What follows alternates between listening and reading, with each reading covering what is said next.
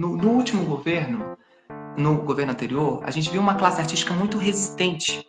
A nossa classe fazendo a música do Salve a Amazônia, foi muito maravilhoso aquele avivamento que a gente teve, né? Aí o Sebastião Salgado veio em voga muito forte também, porque ele é uma referência de reflorestar para todos nós. Ao mesmo tempo, hoje nesse governo, né, parece que tudo se acomodou, tudo se estabilizou e a gente está tendo todos esses eventos climáticos, que foi até onde eu citei aqui, né, que eu falei, como assim ele vem querer descaracterizar o meu roteiro e não sei o quê, e aí eu falei, mas depois a gente vê que é realmente um assunto urgente, né, e é sobre o coletivo. E você acha que essa briga, essa política é muito... Eles usam muito isso, é uma briga, eles não têm consciência ecológica da nossa classe, ou é realmente uma briga política que usa a nossa Amazônia? Porque hoje, por exemplo, eu não estou vendo esse avivamento, eu estou vendo individual. Você falando com seu filho, a gente vê um outro ali falando, a Alessandra Negrini, né? Todos nós fazendo assim, em pequenas esferas, um avivamento silencioso, entende? É isso que eu quero saber. Você não acha que é muito político isso ou não? Eu acho que é estritamente político. Tudo é político. Tudo é política. Entendeu? Preciso admitir que tudo é política. Eu, às vezes, ouço as pessoas falarem em despolitizar, mas, na verdade, quando elas falam em despolitizar, elas estão falando em tentar esvaziar de ideologia, o que eu também acho difícil, porque a ideologia também faz parte da política. Entendeu? Eu acho que ela tem que estar inclusa na política, de algum modo, né? E é preciso que a gente se posicione muito claramente. A questão do meio ambiente é a questão mais periclitante, não há a menor sombra de dúvida. Eu acho que essa consciência, ela ainda, como você apontou, ela ainda não está suficientemente avivada, mas ela está prestes a acontecer, porque o que anda acontecendo, se você considerar só esse ano, as enchentes no Rio Grande do Sul, as queimadas do Cerrado, a seca na Amazônia e o furdunço que isso está causando, acho que já está muito claro. Aliás, isso desde a década de 90, os cientistas vêm alertando. Ou seja, a gente está 30 anos atrasado, né?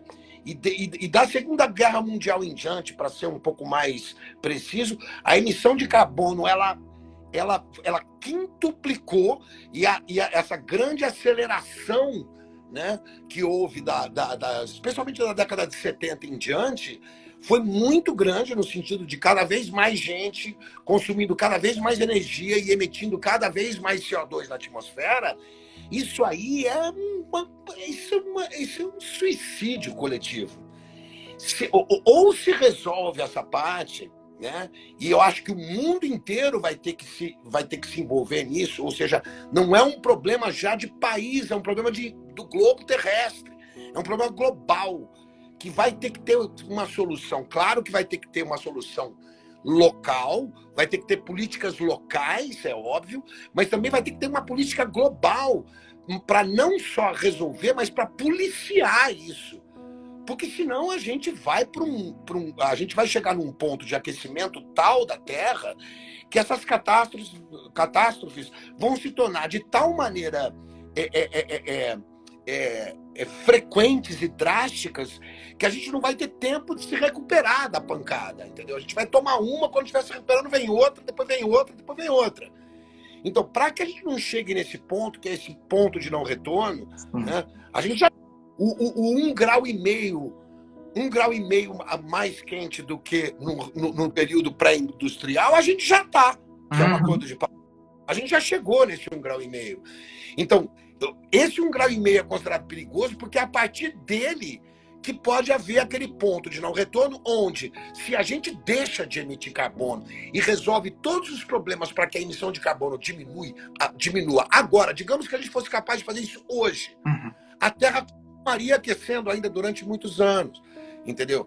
Então a gente ainda vai ter que enfrentar um esquentamento da Terra que nem os próprios cientistas sabem mais estimar, mas que certamente de 1,5 grau, e que se passa de 2 graus é uma calamidade, né? É uma coisa muito séria o que pode acontecer. Mas Briano, indo na cerne da pergunta, quando eu falo sobre esse avivamento silencioso, ele também é eficaz, porque é o micro, eu cuido do meu micro e eu contribuo para o macro, né? De algum modo, a consciência, ela está... Uma consciência ativada, ela é um para-raio para várias outras consciências, né?